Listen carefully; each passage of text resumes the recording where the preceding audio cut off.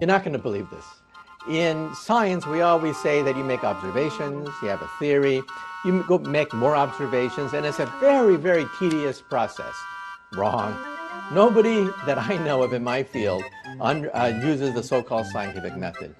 In our field, it's by the seat of your pants. It's leaps of logic. It's guesswork. Oh, I have to ask, how much curvature of the Earth do you get after a mile? It's leaps of logic. It's guesswork. It's an exciting time for cosmology because everything has changed. There is a crisis in cosmology. Usually in science, if we're off by a factor of 2 or a factor of 10, we call that horrible. We say something's wrong with the theory. We're off by a factor of 10. However, in cosmology, we're off by a factor of 10 to the 120. That is 1 with 120 zeros after it. This is the largest mismatch between theory and experiment in the history of science. Some people have actually suggested that there's structure in the cosmic microwave background radiation that's related to where the Earth is and how it's going around the sun, which is crazy because we're nothing special. Wrong. In 2005, I was talking about the observation and what it would imply, but it's so strange that it's likely to be wrong. And it looks, at least by my eyeball, that we landed in a nice flat spot. Now, that doesn't mean it's always wrong, and some things are so strange that they're actually right. But in this case, I suspect that the structure that was seen by some people that suggested that, the whole microwave background is arranged around us is probably not right. Wrong. Now, one thing I really want your generation to embrace is that the Earth is a closed system. We cannot leave the Earth. There's no place to go. b.o.b, the rapper, I have a video letter to him, the transcript of which is in Letters from an Astrophysicist. That rose to that level of attention because he started saying, I am using laws of math and physics to show Earth is flat. Those are fighting words. Wrong. Oh, I have to ask, how much curvature of the Earth do you get after a mile? It's an We interesting also get mile. I have to ask, how much curvature of the Earth do you get after a mile? It's an We also interesting get mile. I have to ask, how much curvature of the Earth do you get after a mile? It's an We also interesting. get And what a bargain that we got this mission for. This movie costed you less than $7 per American citizen. And look at the excitement that we have brought and the inspiration that we have brought. See, is that not cool or what?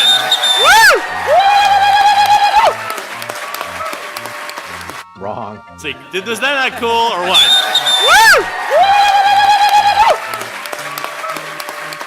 Wrong.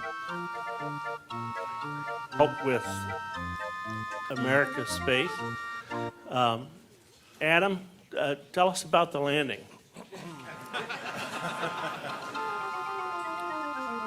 All right, Greg. I can't tell you too much about it. I mean, it looks good. I'm being a little flip. In short, it looked extremely clean.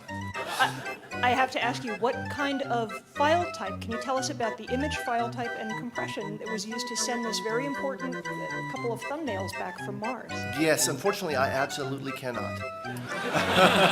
If Justin Mackey is in the room, or there's a couple other people on the team who'd be able to whip that out quickly, but I couldn't tell you. See, is that not cool or what?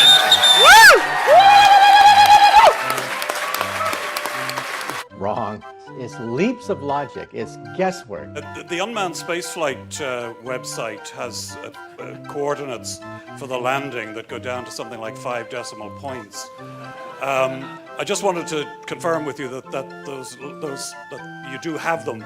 Have those sort of coordinates, and am I reading those coordinates correctly when I see that it looks as though you've landed within 500 meters of the skirt around the mountain? That, I mean, you're really very close to the mountain at the closer end in the landing ellipse, and possibly within striking distance of the phyllosilicate trench. I can't confirm that. My estimate, I'm looking for somebody, yes. There's somebody in the audience here who has that in the tip of their noggin. We should have soon that estimate. See, is that not cool or what?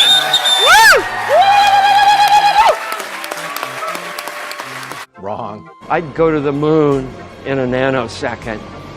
The problem is we don't have the technology to do that anymore. We used to, but we destroyed that technology, and it's a painful process to build it back again. Wrong.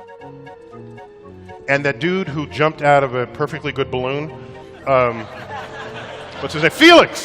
Felix Baumgartner. Wrong.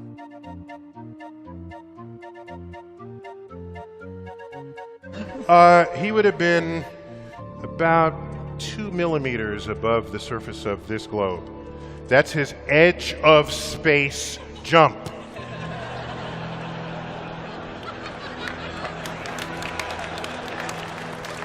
Now, you know, I don't. It's fine. He wants to. I don't have a problem if he does it, but the honesty of it would greatly diminish what I think people thought he was actually doing. And not only that, they made sure to photograph him standing there with a really wide-angle lens, which curves horizontal lines. So in the photo, you see this curvature of Earth's surface, and he said, "Wow, he's in space. Look at that." No, he's not. At that height, you don't see the curvature of the Earth if you are 2 millimeters above this beach ball. You just don't. That stuff is flat. That stuff is flat. That stuff is flat. And then I showed examples of wide-angle lenses curving horizontal. I tweeted that. Yeah.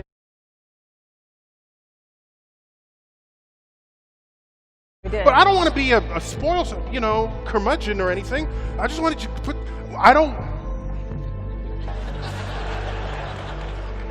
There's so much to actually be impressed with in the universe.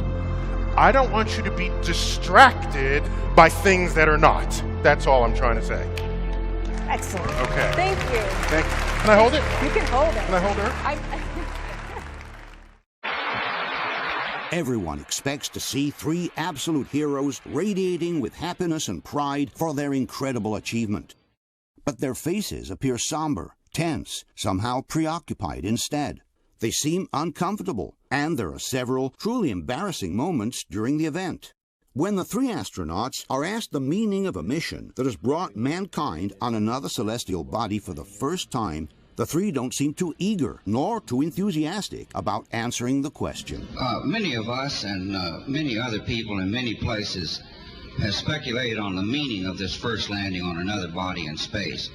Would each of you give us your estimate of what is the meaning of this to all of us?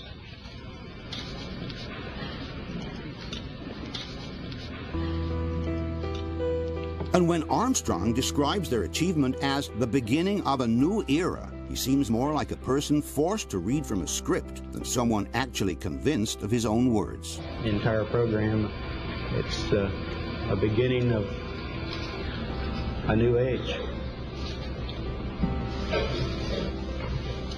Possibly the most embarrassing moment of all comes when the famous astronomer and journalist Sir Patrick Moore asks the astronauts whether they could see stars from the moon. When you looked up at the sky, could you actually see the stars and the solar corona in spite of the glare? But not one of them, surprisingly, remembers having seen a single star by the naked eye. We were never able to see stars from the lunar surface or on the daylight side of the moon by eye without looking through the optics. Even Collins, who was left orbiting the moon while the other two descended on the surface, does not remember seeing a single star. I don't remember seeing any.